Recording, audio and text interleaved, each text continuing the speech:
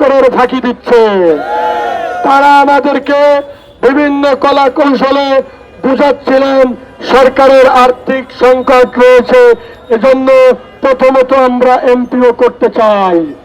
আমরা চিন্তা করলাম যেহেতু দীর্ঘ 40টি বছর আমরা বেতন ভাতা থেকে বঞ্চিত, তাহলে আমরা এমপিওই প্রথম গ্রহণ করি।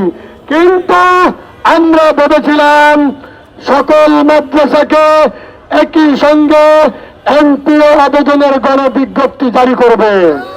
অতীব দুঃখের বিষয়, আমরা দেখলাম শুধুমাত্র কেবলমাত্র 1519টি প্রতিষ্ঠানের এমপিও আবেদনের গণবিজ্ঞপ্তি জারি হয়েছে।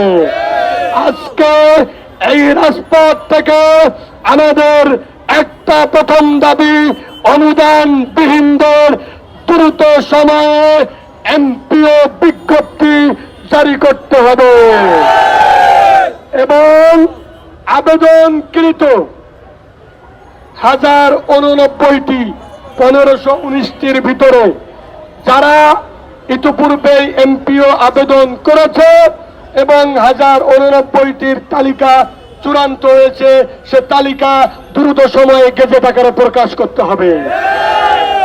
মাঠ থেকে প্রধান উপদেষ্টার কার্যালয়ে পৌঁছাইতে 3 মাস সময় লাগেনি, অথচ আজকে প্রধান উপদেষ্টার কার্যালয়েই আমাদের সেই ফাইল 3 মাস কেন পড়ে আছে আজকে জাতি জানতে চায়।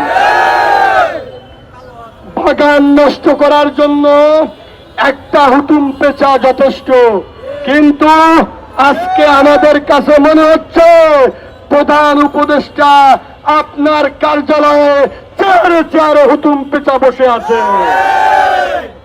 এদেরকে সামলান। যদি সামলাতে না পারেন তাহলে এই আন্দোলন কিন্তু গণ আন্দোলনে পরিণত হবে।